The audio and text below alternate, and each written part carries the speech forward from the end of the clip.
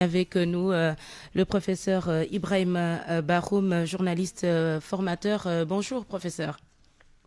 Bonjour. Nous sommes également avec le docteur Abdulaziz Mbodj, constitutionnaliste. Bonjour monsieur Mbodj. Bonjour, madame. Alors, Ibrahim Bahoum, aujourd'hui, 19 mars 2021, 21 ans donc après notre première alternance politique qu'on a vécue de manière démocratique, quel bilan vous faites de ces 2 décennies sur l'état de droit et de démocratie? Écoutez, la démocratie, quelqu'un vous dira que c'est de la construction, elle n'est jamais achevée. Mhm. Et le rythme peut changer d'un pays à l'autre selon les réalités. Ici, évidemment, on a mis plusieurs années, on a connu des périodes de multipartisme, on a connu des périodes de parti unique, jusqu'à la création du Parti démocratique sénégalais, le premier à avoir bénéficié de cette nouvelle alternance, d'abord au plan, pas encore alternance, mais de pluralité politique à l'Assemblée nationale avec des députés. Mhm. Et on continue donc jusqu'en l'an 2000, première alternance démocratique, autrement dit, une alternance qui est venue avec des élections considérées comme transparentes et tout, on change. Ça a été porteur d'espoir pour une raison bien simple, c'est parce que nous sortions de plusieurs années de ce qu'on appelle la décennie UPSP, les 2 décennies UPSPS, donc on arrive, il y a un changement. Wade avait réussi évidemment comment est-ce qu'on appelle ça, à vraiment rassembler dans l'imaginaire des Sénégalais tout ce qu'il fallait comme changement, tout ce qu'il fallait comme apport sur les questions économiques, sur les questions de liberté, etc. Puisque nous parlons plutôt de démocratie, restons sur ces Oui. questions-là. Et les journalistes avaient, contrairement à ce qu'on a pu penser, ils n'ont pas créé l'alternance, mais ils ont libéré la parole. Et les gens, en s'exprimant dans les médias, ont contribué progressivement à construire une citoyenneté, un sens civique et une compréhension des mécanismes d'élection, etc. Mhm. C'est cela qui a été le travail des journalistes. Et à un moment donné, certains ont pu penser que les journalistes ont donné, enfin, que les médias ont donné le pouvoir à Wade. Ce n'était pas le cas du tout. C'est simplement que les conditions de travail avaient été telles que l'alternance a pu avoir lieu, mais surtout avec les radios privées et la possibilité technologique de donner des résultats en direct bureau par bureau. Ça avait effectivement empêché la possibilité je ne peux pas employer le mot tricher, mais vous avez compris ce que je veux dire, quoi. Donc, on ne pouvait pas changer la donne tant que les résultats étaient donnés en direct. Ça, c'était l'apport de la presse. Oui. On en a arrivé à un moment à penser que c'est donc la presse avait donné le pouvoir à Wade, ce qui n'était pas exact du tout. Si bien qu'aux premières années de l'alternance, quand la presse est restée ce qu'elle était, c'est-à-dire une presse indépendante, une presse donnant l'information comme il fallait, certains du pouvoir nouveau n'avaient pas compris. Ils ont tout de suite commencé à voir ce qu'ils croyaient être leurs partisans, ce qu'ils croyaient être leur soutien, ce qu'ils croyaient être je sais pas moi, leurs amis, sont restés là où ils étaient, c'est-à-dire faire du journalisme professionnel, de l'information professionnelle. Évidemment, il y a eu un décalage entre la perception du pouvoir et ce que les journalistes faisaient.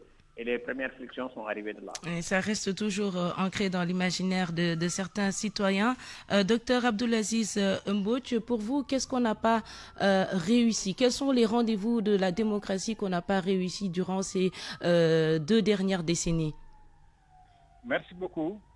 Bon, oui, les rendez-vous manqués, hein, ils sont extrêmement nombreux dans ce processus démocratique, dans ces 2 décennies donc que l'alternance a connu au Sénégal. Ce qu'il faut d'abord préciser, c'est que je salue en tout cas au passage le doyen Bahoum. Donc, ce qu'il faut d'abord préciser, c'est que les alternances qu'on a connues au Sénégal n'ont pas été des alternances systématiques. C'est le peuple qui l'a voulu et c'est le peuple qui l'a imposé, mais avec un lourd tribut, que ce soit en 2000 ou en 2012. C'est un lourd tribut, des pertes en vie humaine, donc des pertes, des dégâts matériels, etc. Donc, parce que, en vérité, les tenants du pouvoir n'ont jamais voulu se soumettre à l'alternance systématique, malgré l'ancienneté de la limitation du nombre de mandats au Sénégal, qui a été intégré au Sénégal depuis 1970. Mais jamais les tenants du pouvoir n'ont voulu se soumettre à ça. Et encore le débat se pose. n'est-ce pas? Oui. Aujourd'hui, à 20 ans d'alternance, une alternance en 2000, alternance en 2012, on devait être normalement dans le temps de la consolidation de la démocratie. Mais malheureusement, nous sommes dans le temps de la remise en cause. Il y a plus, j'ai dit tout à l'heure, il y a plus d'échecs et même de déceptions. On est dans le temps de la remise en cause de beaucoup d'acquis démocratiques. Des choses justement alors donc qu'on aurait dû dépasser se reposent encore. Des questions de transparence électorale, des questions de fichier électoral, Oui. des questions de pluralisme politique, des questions de liberté d'expression, des questions de liberté de manifestation. Voilà des choses qui justement ont été débattues avant 2000 dans ce pays-là, mais encore que se reposent. Et alors qu'on devait dépasser ça, être dans le temps de la consolidation et s'orienter véritablement vers ce que l'on appelle la démocratie économique. Parce que c'est ça en vérité les enjeux. Parce que justement, alors on ne banalise pas.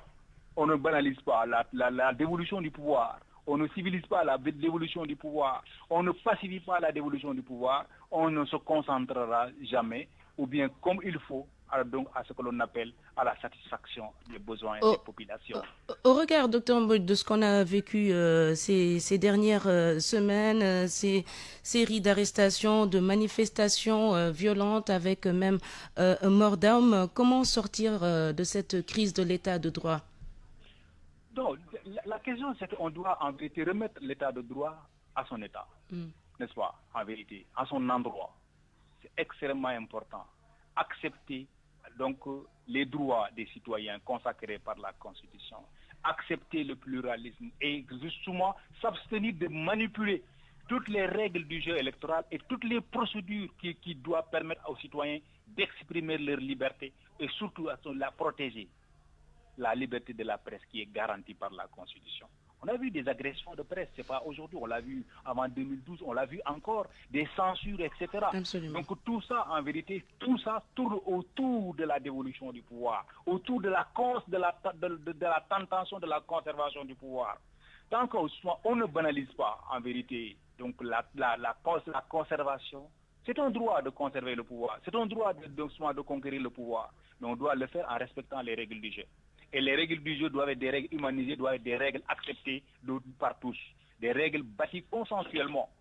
Mais malheureusement, on impose des majorités, on utilise les majorités pour justement donc s'appuyer sur des lois scélérates pour se baliser des voies vers permettant la conservation du pouvoir. Et ça, c'est des choses justement, tant qu'on ne se détourne pas de ces pratiques-là, on n'aura pas, tant qu'on n'a pas la stabilité démocratique, on n'aura pas la stabilité en vérité sociale. Oui, on parle c'est tout à fait lié. On parle de gouvernement du peuple, par le peuple et pour le peuple. Professeur Bakhoum, aujourd'hui, ce peuple, on a le sentiment qu'il n'a plus du tout confiance aux institutions, surtout une bonne partie de la jeunesse sénégalaise. Comment redonner confiance à ces jeunes? Bon, d'abord, il faut situer les responsabilités. C'est la faute effectivement des politiques. Et comme vient de le dire Mbodj, si ceux qui arrivent au pouvoir disent l'essentiel, c'est d'arriver au pouvoir et de le garder par tous les moyens, on ne respecte rien. Il n'y a plus ce qu'on appelle maintenant de plus en plus dans l'espace public l'élégance républicaine. L'essentiel, c'est de garder le pouvoir par tous les moyens et aussi la gouvernance économique, disons la transparence dans la gestion des affaires publiques. De la première alternance jusqu'à la deuxième, il y a ces problèmes qui sont là. La justice est devenue un peu suspecte dans ses manières de fonctionner. Les élections posent un problème de transparence. On se réveille un matin, on voit des scores, tout en sachant que le score parfois n'a rien à voir avec la réalité, en tout cas ce qu'on pense comme être la légitimité. Donc la légalité fait qu'un tel a gagné, il est au pouvoir ou il est député ou peu importe l'élection locale, mais entre la légalité et la légitimité, il y a problème. C'est ça qui fait que les gens ont été surpris. Ce Sénégal dont on dit que c'était un pays de stabilité, un pays de paix, etc. Subitement, qu'est-ce qui a pu se passer il y a juste quelques jours pour qu'on en arrive à la crise qu'il y a eu, aux manifestations qu'il y a eu? C'est parce que beaucoup de choses avaient été enfouies. La liberté d'expression, parce que moi j'ai insisté beaucoup sur cette question des médias. Oui. La liberté d'expression n'a pas été garantie pour deux raisons. Il y a la censure peut-être psychologique, il y a surtout l'autocensure aussi. L'autocensure, c'est quoi? Bon, on est de connivence avec un groupe, un clan ou je sais pas, une personne. Quand on est de connivence, évidemment, on a tendance à oublier ce pourquoi on est journaliste, le travail à faire.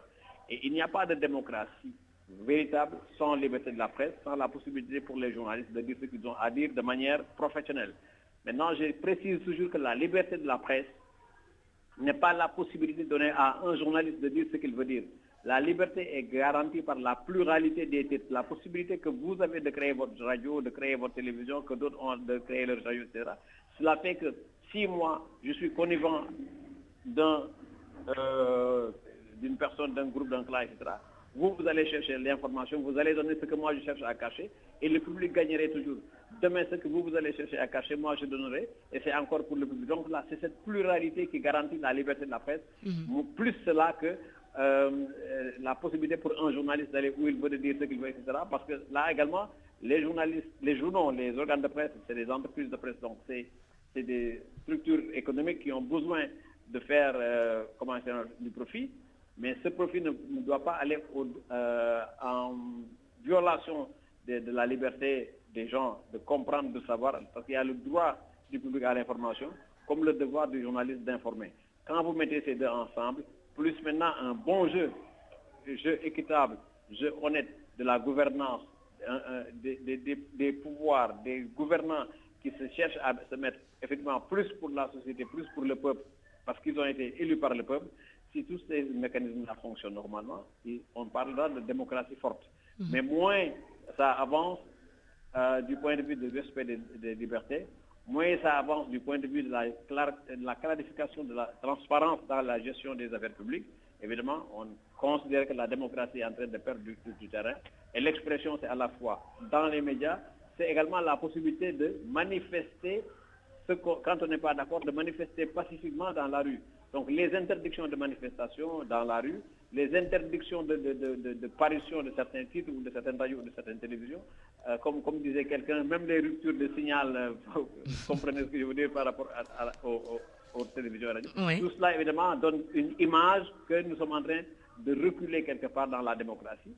Maintenant, on va demander également aux journalistes de savoir faire un travail professionnel, équilibré, de l'information, mais en le demandant aux journalistes, on le demande en même temps aux politiques. Aux hommes politiques, sinon, oui. Aux hommes politiques, surtout eux, parce que la société leur est confiée. Le président de la République, quel qu'il est au service du peuple. Il est payé par le contribuable sénégalais. C'est donc le président est notre employé. C'est lui qui doit nous écouter. Et c'est lui qui doit s'assurer qu'évidemment, il y a une satisfaction de nos besoins, de ce que nous voulons. Et si nous ne sommes pas satisfaits, nous devons avoir la possibilité de nous mettre dans la rue, de le dire dans les radios, à la télévision, etc., pour dire non, monsieur le président, non, monsieur le ministre, non, monsieur le député, nous ne sommes pas d'accord, ou quand nous sommes d'accord, dire vraiment nous sommes d'accord et nous applaudissons. Mais dans un cas comme dans l'autre, ça demande de la responsabilité et des politiques, et des journalistes, et des pouvoirs économiques aussi. Merci beaucoup Ibrahim Bakhoum d'avoir été avec nous. Docteur Mbodj, on termine avec vous. Souvent, ces secousses au niveau de notre démocratie, qui n'est pas un cas spécifique au Sénégal d'ailleurs. Est-ce qu'il faut repenser ce modèle de démocratie justement en 2 minutes, docteur Mbodj? Je le crois absolument. Il faudra réinventer le système. Il faudra véritablement le refonder, pour remettre le pouvoir à son endroit, que les tenants du pouvoir comprennent que le sens du pouvoir, c'est de servir, c'est de satisfaire les besoins des populations. C'est la raison pour laquelle, justement, alors, on les alloue des moyens, des privilèges, et on les protège. On les donne justement des marges de manœuvre, et même on les donne des moyens même de contraindre la population. C'est pour satisfaire les besoins des populations. Si justement ces besoins ne sont pas satisfaits et que les droits de ces citoyens sont donc violés, naturellement, on ne peut compter que sur des manifestations de cette nature-là. Donc, parce que les tenants du pouvoir, les élus doivent arrêter d'oublier les conditions de leur élection. Parce qu'il arrive justement au tenant du pouvoir, c'est vrai que l'autre Acton l'a dit depuis longtemps, le pouvoir corrompt, le pouvoir rend fou. Souvent les gens sont élus, ils oublient les conditions de leur élection. C'est ce qui arrive toujours et finalement on se verse alors donc dans l'arbitraire. Et ça, il faudra qu'on arrête. Il faudra qu'on refonde le système politique sénégalais. Il faudra qu'on refonde le système démocratique sénégalais pour que le pouvoir, en vérité, finalement, constitue un moyen au service de la population, au service de la satisfaction des besoins de la population. Donc, et c'est dans ce cas-là Donc c'est dans cette situation qu'on aura en vérité donc la paix et s'orienter définitivement vers les défis qui attendent notre pays, les défis de développement, les défis justement de modernisation, alors donc les défis qui nous permettent justement donc d'être en concurrence avec les autres peuples du monde. Merci beaucoup, Dr Abdul Aziz Mbodj, constitutionnaliste. Merci encore à Ibrahima Bakhoum, journaliste formateur. Midi, bientôt 50 minutes, c'est la fin de cette grande édition d'information. Merci à Aluba du côté de la technique, Yacine Pouy au digital, Pape Oumar Diaw à la régie. Merci également à Georges Détié Diop, Aouba Indate Diop à la réalisation. Merci à toute la rédaction de la Radio Futur Média. Retour de l'info dans 10 minutes. Ce sera la grande édition d'information en Wolof avec